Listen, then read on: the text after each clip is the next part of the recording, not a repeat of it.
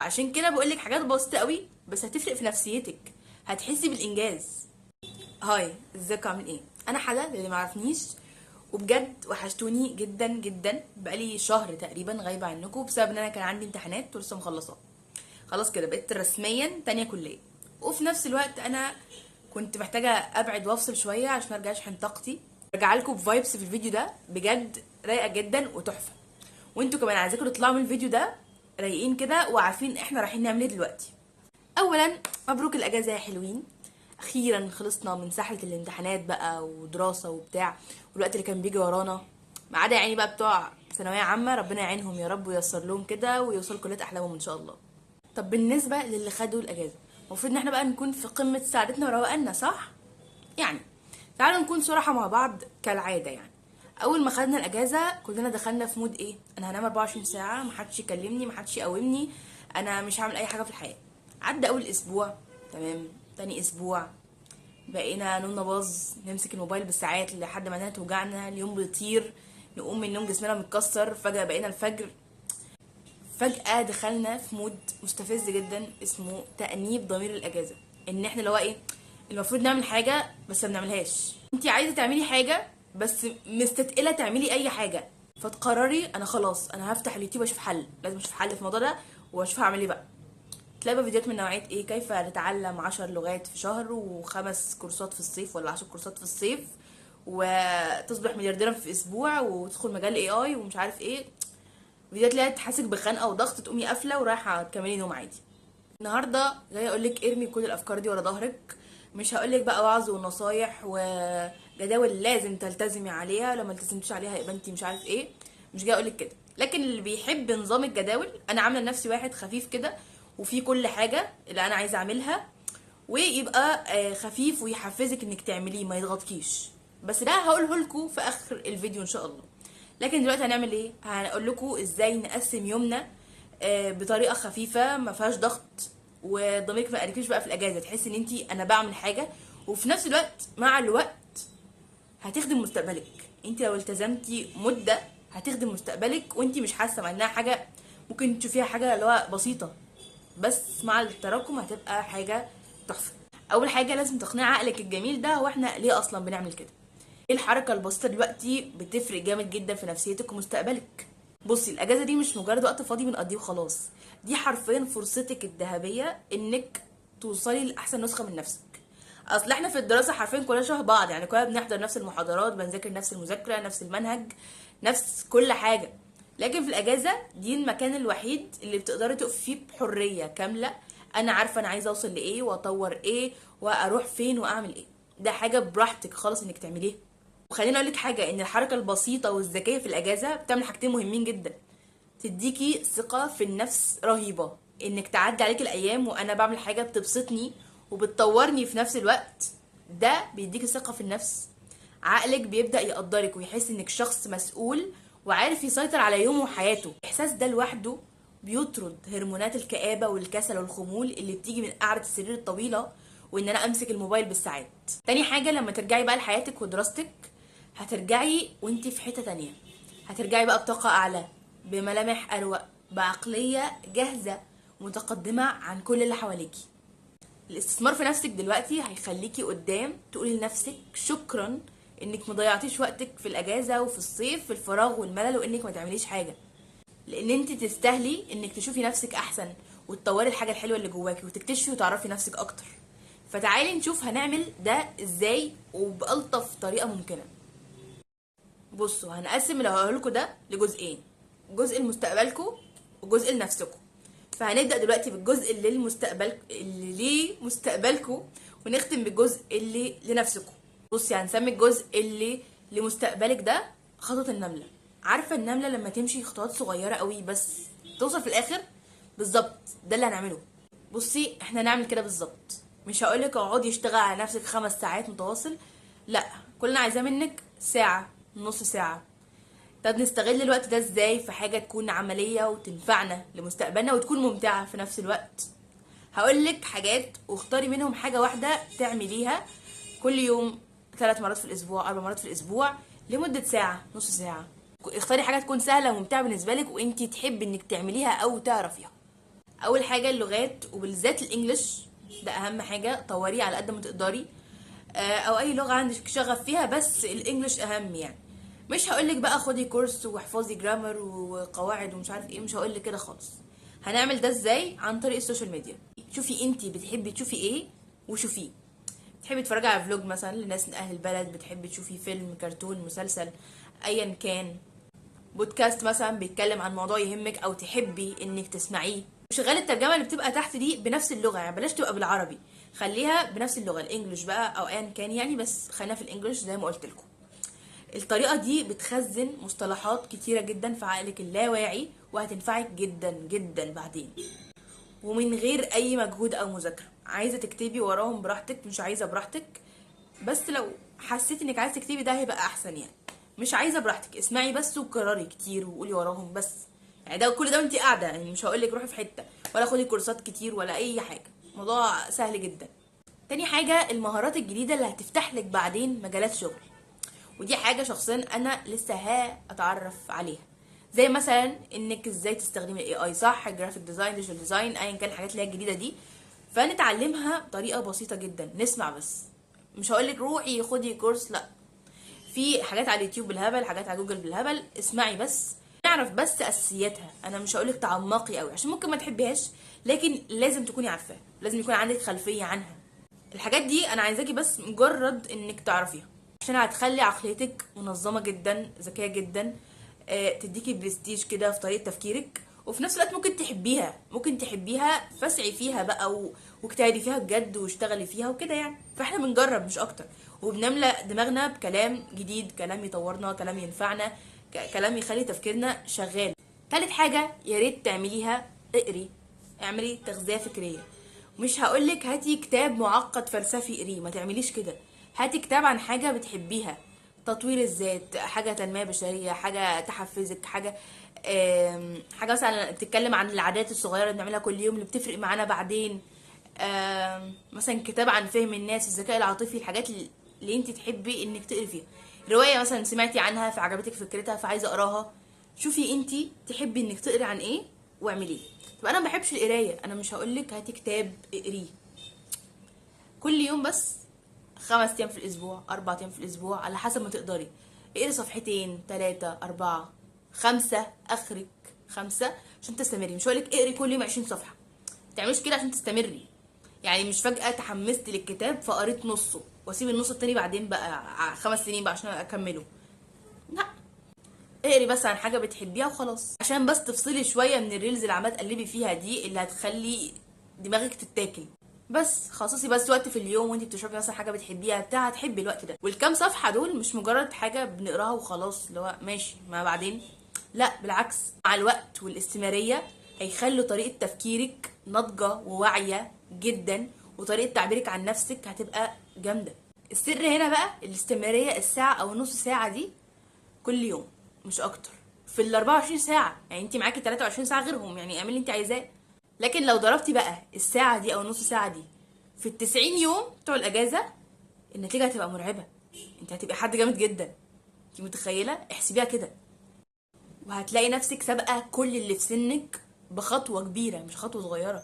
هندخل بقى على الجزء اللي قلتلك سيبيه للاخر، وهو الجزء المعمول عشان خاطر نفسك، وده ملوش اي علاقه بقى لا بكورسات ولا ذاكري ولا اي حاجه، ولا انك تكوني بنت دحيحه، ملوش اي علاقه بالحوار ده.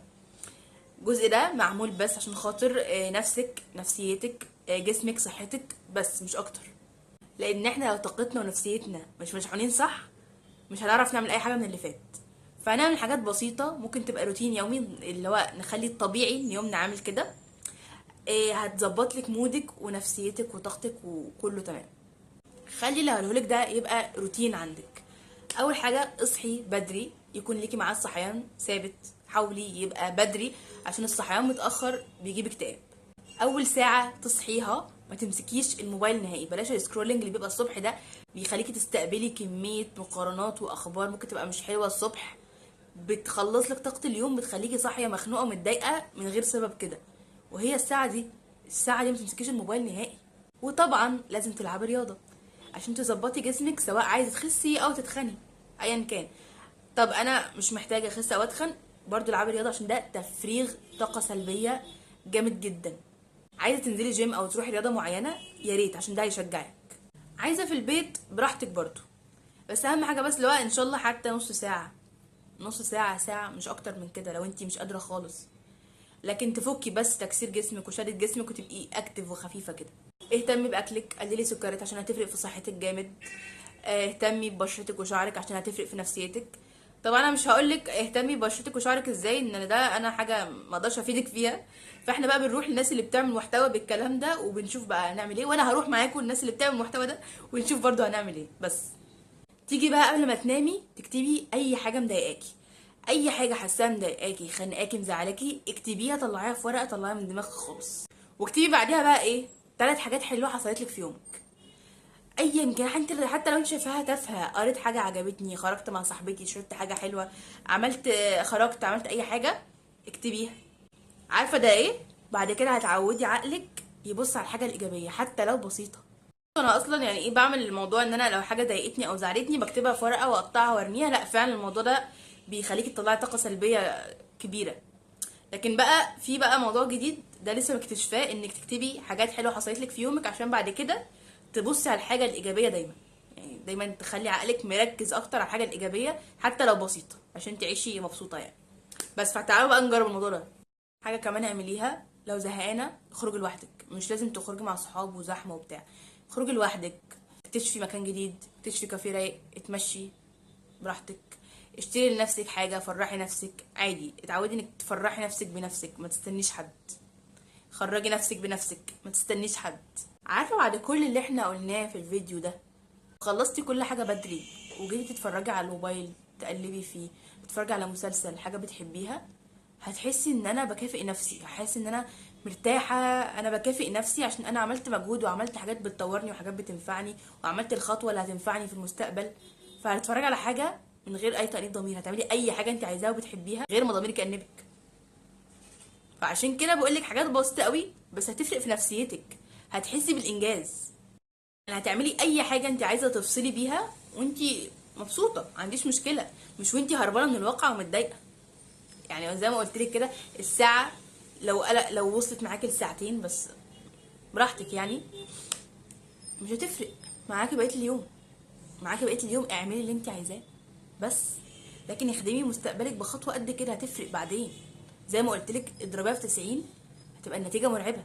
وفي النهايه، ويا كل حد لسه بيشوفني لحد دلوقتي، الاجازه دي بتتلخص في كلمه واحده: المرونه. بلاش الجداول اللي بتبقى كانها اوامر، اللي هو لو بوظتي منها ساعه واحده خلاص كده اليوم باظ. خلي الجداول دي فيها مرونه، اللي هو لو حاجه باظت اعرف اصلحها، اعرف اعملها وقت تاني، اعرف مثلا اعملها بعدها بساعه. مش عشان صحيت مثلا متاخر شويه او في ساعه فاتتني يبقى اليوم كله باظ مني وتكتئبي وتتضايقي وتقومي بقى مأجله البدايه ليوم السبت الجاي عشان ابدا بقى جديد بقى وابدا بالتزام بقى. ما تعمليش كده، اعملي كل يوم حاجه صغيره زي ما قلت لك. وهقول لك حاجه، الحياه مش سباق ومفيش حد بيجي وراكي. ولو صحيتي في يوم حاسه ان نفسيتك مش كويسه، عادي، ما تأنبيش ضميرك وانا لا لازم اعمل. لا عادي، قولي لنفسك انا نفسيتي وجسمي محتاجه ارتاح النهارده، عادي. ومثلا لو اليوم ضاع منك ما تزعليش برضو، عادي. حتى لو جيتي بالليل خالص عملتي برضو حاجه صغيره خالص احسن من مفيش. زي ما قلت لك خطوه صغيره خالص حتى لو انت شايفاها لو ملهاش لازمه، لا ليها لازمه، ليها لازمه وهتفرق بعدين. وفي النهايه الاجازه دي مش سباق، دي مساحتك عشان تشحني طاقتك، تكتشفي نفسك، تعرفي انا بحب ايه وما بحبش ايه، تحبي نفسك، تبني مستقبلك بخطوات صغيره. بس قلت لكم في اخر الفيديو هوريكم الجدول اللي انا عاملاه لنفسي. تعالوا بقى اكلمكم عنه وعاملاه ازاي بطريقه تبقى بسيطه يعني. بصوا هحط لكم صورته في الفيديو بس برضه هوريه لكم يعني. شايفين ده؟ دي الحاجات المفروض ان انا اعملها، ودي حاجات زي عادات يوميه بفكر نفسي بيها. بصوا بقى النظام ايه. مقسمه الحاجات اللي انا عايزه اعملها، مثلا كل حاجه فيهم بتبقى مرتين في الاسبوع، 3 مرات في الاسبوع. مش بعملها كل يوم عشان الموضوع ما يبقاش ممل وتعرفي تستمري. كانك بتاخدي كورس، يعني انت لو رايحه كورس هيقولك تعالي كل يوم ولا يقولك تعالي مرتين 3 في الاسبوع؟ بالظبط ده اللي بعمله عشان تستمري. ولو خدتوا بالكم هو 10 ايام بس، 10 ايام بس. بلاش خطة ال90 يوم وال100 يوم وال50 يوم عشان الموضوع ده مش هيخليكي تستمري خالص، الموضوع هيبقى ممل. في 10 ايام كل شويه جدديهم ب 10 ايام، جدديهم ب 10 ايام، هتلاقي الموضوع هتتحمسي انك تعملي 10 ايام اللي بعدهم، هتتحمسي انك تعملي 10 ايام اللي بعدهم. وبعد كل 10 ايام بقيم نفسي انا عملت بالجدول ده واستمريت عليه والتزمت عليه بنسبه كام في الميه، واقيم كل حاجه عملتها بنسبه كام في الميه. الموضوع ده على فكره هيشجعكم. بصوا بقى الجدول ده كاتباه، دي الحاجات اللي المفروض اعملها. الورقه الصغيره دي عادات صغيره عايزه افتكرها بدل ما انساها، كاتباها في الورقه الصغيره دي. بصوا كاتبه كل حاجه، اليوم ده بعمل فيه كذا كذا، اليوم ده هعمل فيه كذا كذا كده. واول ما اخلص يوم بشطب عليه بالاصفر لو انا خلصت كل المهام اللي في اليوم ده. طب لو في يوم ما لحقتش اعمل فيه حاجه، اعمل ايه؟ خلاص كده الجدول باظ؟ لا خالص، اسيب اليوم من غير ما اعمل عليه بالهايلايتر، اللي هو ايه، بحيث ان انا عملت الحاجه دي في يوم تاني خلاص كده اليوم ده خلاص خلص. طب هل هعمل جدول تاني والايام معلهاش هايلايتر كلها؟ لا، لازم اخلص كل حاجه في الجدول ده. مقسمه الجدول بتاعي ده في 4 حاجات عايزه اعملهم، بس مش هعرف اعملهم كل يوم، الموضوع هيبقى تقيل ومش هستمر عليه وصعب ان اعمل كل يوم كده، مفيش وقت لحياتي ولا نفسي خالص. فعشان كده مقسمه كل حاجه يومين في الاسبوع. زي مثلا اول يوم ده جنبيه حرف التي اللي هو يوم التلات يعني، في رياضه معينه بعملها عشان خاطر انا بلعب تايكوندو، فلازم حاجات معينه مرونات معينه اعملها عشان خاطره. تمام. وفي اليوم ده برضو يعني ده الفلكسبيليتي اهو، واكتب سكريبت لفيديو هعمله او مثلا فكره فيديو هعملها افكر فيها واكتبها. وانا حابه قوي لغتين، الانجليش والتركش، فانا مخليه التركش ده مرتين في الاسبوع بس. كورس متابعاه على اليوتيوب باخده مرتين في الاسبوع بس مش اكتر، كانه كورس حقيقي بجد. والانجليش برضو عاملاه مرتين في الاسبوع بس. عايزه بقى بقيه الاسبوع اقعد اسمع بس كده بس، خلاص الموضوع يبقى بسيط يعني، اتفرج على فيديو كرتون فيلم ايا كان، الموضوع هيبقى ظريف جدا يعني. لكن مذاكره عاملاها مرتين في الاسبوع. مش عايزين مذاكره براحتكم عادي، انا ما فرضتش عليكم ده. عامله الحد والاربع تصوير الفيديو وعامله الايديتنج وكل حاجه، وكاتبه من ضمن الايام اللي بنزل فيها التايكوندو عشان برضو كانها مهمه عملتها، تاسك عملتها، فالموضوع هيحفزكم. يوم الجمعه انا مش كاتبه فيه حاجه، ده حاجه، ده زي انا برجع اظبط دماغي كده للاسبوع اللي جاي، انا ناويه اظبط ايه واعمل ايه واحسن ايه الاسبوع اللي جاي.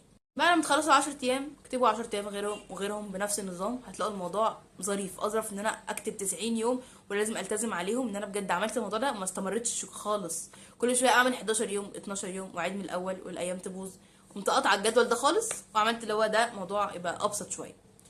ولو يوم باظ في حاجه عادي بعوضها، سواء عوضتها يوم الجمعه او لا، بس لازم المربع ده يتعمل جنبه علامه صح. حتى لو 10 ايام خلصوا هعمله اليوم ال11، مش هبدا جدول جديد غير لما كل التاسكس الموجوده في الجدول تخلص. الورقه الصغيره اللي فوق دي العادات الصغيره اللي انا عايزه التزم عليها، ان انا اقلل سكر، كاتبه نو شوجر، والاذكار، واقلل السوشيال ميديا والسيلف كير، واخلي اوضتي دايما نظيفه، ان انا اوضتي لو متكركبه بحس ان انا مكتئبه، فمن ضمن الحاجات ان دايما تكون اوضتي مترتبه بس مش اكتر. ده كان الجدول، يا رب يكون عجبكم وعجبتكم الفكره، ان بجد لو التزمتوا عليها هيعجبكم بجد والله. هتلاقي نفسكم بتعملوا الحاجه غصب عنكم، انا عايزه اخلص ده، عايزه اخلص اليوم، عايزه اشطب عليه، عايزه الون عليه كده. بجد الموضوع والله هيبقى الطف بكتير. بس يا رب يكون عجبكم يعني. اعملوا بقى واحد زيه بس باهتماماتكم انتوا، يعني دي الحاجه اللي انا عايزه اعملها. شوفوا بقى انتوا عايزين تهتموا بايه او تعملوا ايه واكتبوه، اكتبوه من ضمن دي مهمه كذا، دي تاسك كذا، دي تاسك كذا، واكتبوه مثلا ده تاسك كذا، اعمل كذا يوم كذا كده، يظبطوا الاسبوع او ظبطوا ال10 ايام كلهم ان المهام اللي فيهم كلها مكتوبه. وخلوا فيه مواعيد ثابته، مثلا انا يوم سبت واثنين واربع بنزل جيم او تمرين او ايا كان، يوم مثلا اتنين وخميس بدرس حاجه، يوم سبت وتلات بذاكر حاجه، يوم الجمعه بعمل حاجه بسمع حاجه كده. اعملوا جدول بايام ثابته بمواعيد ثابته بس.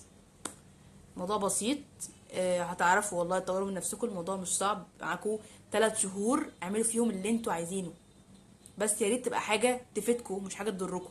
بلاش نقعد على الموبايل بالساعات، ان ده مش صح نهائي. وهتدخلوا في الدراسه وانتوا بجد مش طايقين الدراسه ولا فايقين لها خالص، ان دماغكم اصلا موشوشه من السوشيال ميديا، فاحنا عايزين دماغنا تبقى رايقه. وبس كده كلامي خلص لحد هنا. يا رب يكون الفيديو عجبكم واستفدتوا منه بجد. وزي ما قلت اهم حاجه تستثمروا في نفسكم، وبلاش بجد تضيعوا الاجازه ال3 شهور كاملين هباء كده. حاولوا تعملوا فيهم حاجه حتى لو بسيطه تفيدكم، وباقي اليوم اعملوا اللي انتوا عايزينه بس. وخلاص كلامي خلص لحد هنا. قولوا لي بقى ناويين تعملوا ايه وناويين تستثمروا وقتكم في ايه بعد كده. نحاول ان احنا نشارك بعض كده الافكار وكل واحد يشارك رايه. وبس اعملوا لايك للفيديو وسبسكرايب عشان توصل لكم الفيديوهات الجديده، ولو حابين اعمل لكم فكره فيديو معينه قولوا لي. تمام، بس كده، احبكم، باي باي.